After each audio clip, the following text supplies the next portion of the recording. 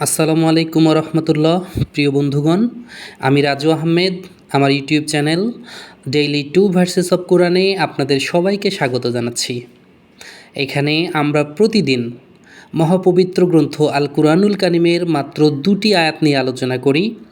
আয়াত দুটির অর্থ বুঝে মুখস্থ করার চেষ্টা করি, কারণ আমরা জানি পবিত্র কোরআনের প্রতিটি আয়াতে লুকিয়ে আছে অফুরন্ত হেদায়েত, সুখ আর শান্তি। এই চমৎকার সিরিজটির মাধ্যমে যে কোনো মানুষ প্রতিদিন মাত্র 3 থেকে 5 মিনিট সময় নিয়ে আল কোরআনের প্রতিটি আয়াত খুব সহজেই নিজের অন্তরে ধারণ করতে পারবেন ইনশাআল্লাহ। প্রতিদিন আমরা পবিত্র কোরআনের 2টি আয়াত নিয়ে আলোচনা করি, তবে আজকের আয়াতটি বেশ বড় ও গুরুত্বপূর্ণ। তাই আজ আমরা সূরা বাকারার শুধু 7 নম্বর আয়াত নিয়ে আলোচনা করব। চলুন বন্ধুগণ, মূল আলোচনায় যাওয়া যাক। খতামা, খতামা মানে কি ভাই? খতম হয়ে গেছে, খতম করা হয়ে গেছে। আল্লাহ খতম করে দিয়েছেন, মানে আল্লাহ সিল মেরে দিয়েছেন। আল্লাহ সিল মেরে দিয়েছেন, খতম করে দিয়েছেন। আমরা বাংলাতেও বলি খতম, শেষ। আল্লাহ খতম বা সিল মেরে দিয়েছেন। আলা মানে উপরে, কিসের উপরে? কুলুব।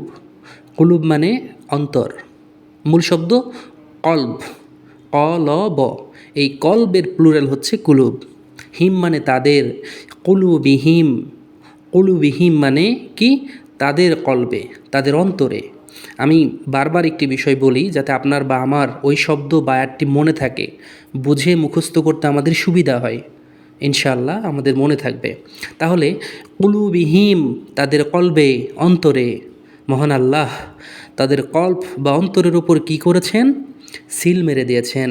ওয়া আলা, ওয়া মানে এবং, আর আলা মানে উপরে। কি? সামাই।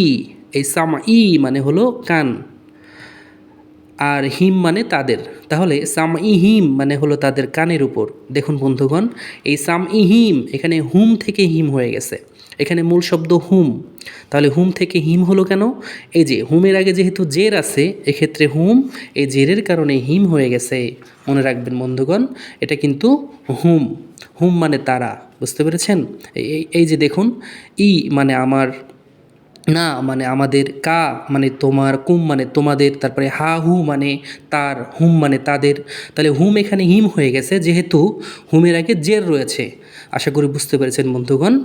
আল্লাহ তাদের অন্তরে সিল মেরে দিয়েছেন এবং তাদের কানে। Allah has set a seal on their hearts and on their hearing.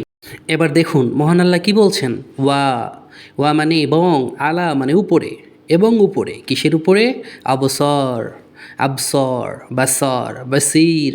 বাসির মানে কি? চোখ। আবসর। ভাই এই আ এর দিকে লক্ষ্য করুন। এই আ দিয়ে ওয়াচ বা কি হয়, এবং প্লুরালও হয়। যেমন এখানে নাউনের প্লুরাল হয়েছে। বাসর মানে চোখ, আর আবসর মানে চোখ সমূহ। তাহলে এখানে বাসির থেকে কি হয়েছে ভাই? আবসর, চোখ সমূহে। হিম মানে তাদের, এবং তাদের চোখ সমূহে। আবার দেখুন, এই হামজা জবর আ দিয়ে কিন্তু প্রশ্ন করাও বোঝায়। যেমন আলাম তার, আপনি কি দেখেননি? আপনি কি দেখেননি? আলাম তার। আবার এখানে আবসর, চোখসমূহ। তাহলে এই আ দিয়ে কী পেলাম ভাই? প্রশ্নবোধক হোয়াট এবং প্লুরাল। যাই হোক, আবসারিহিম তাদের চোখসমূহ। তাদের চোখসমূহে কি কি রয়েছে? গিসাওয়া। গিসাওয়া মানে কি? ভেল বা পর্দা। অর্থাৎ তাদের চোখে পর্দা দেওয়া হয়েছে। তারা ভালো কিছু দেখবে না, তারা ভালো কথা শুনবে না, তারা ভালো কিছু বুঝবে না। আল্লাহ তাদের চোখে একটা স্পিরিচুয়াল পর্দা দিয়ে দিয়েছেন। ওয়া, ওয়া মানে এবং, লা মানে জন্য, হুম মানে তাদের, এবং তাদের জন্য, অ্যান্ড ফর দেম কি আছে ভাই? আজাবুন আজিম।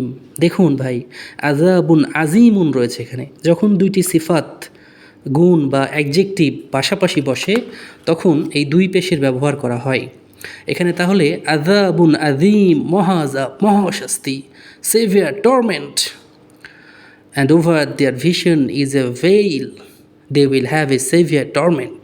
এবং তাদের চোখসমূহে রয়েছে পর্দা, আর তাদের জন্য রয়েছে ভয়াবহ শাস্তি। আলহামদুলিল্লাহ, এই ছিল সূরা আল বাকারার 7 নম্বর আয়াতের আলোচনা। এই আয়াতটি আমাদের সামনে এমন এক ভয়াবহ বাস্তবতার কথা তুলে ধরে, যেখানে সত্য অস্বীকারী মানুষদের অন্তর হয়ে গেছে কঠিন, কান বন্ধ আর চোখ অন্ধ। প্রিয় বন্ধুগণ, আমাদের চ্যানেল ডেইলি 2 ভার্সেস অফ কোরআনের সাথেই থাকুন। প্রতিদিন ধারাবাহিকভাবে আল কোরআনের নতুন 2টি আয়াত নিয়ে আমরা আসব আপনার কাছে, যেন আমরা সবাই একসাথে কোরআনের আলোয় আলোকিত হতে পারি। আমার এই ক্ষুদ্র প্রচেষ্টা যদি আপনার মনে একটু হলেও আলো ছড়াতে পারে, তাহলে চ্যানেলটি সাবস্ক্রাইব করুন এবং আপনার পরিবার ও প্রিয়জনদের সাথে শেয়ার করুন, যেন সবাই একসাথে আল কোরআনের ছোঁয়ায় আত্মার প্রশান্তি লাভ করতে পারি। আল্লাহ হাফিজ।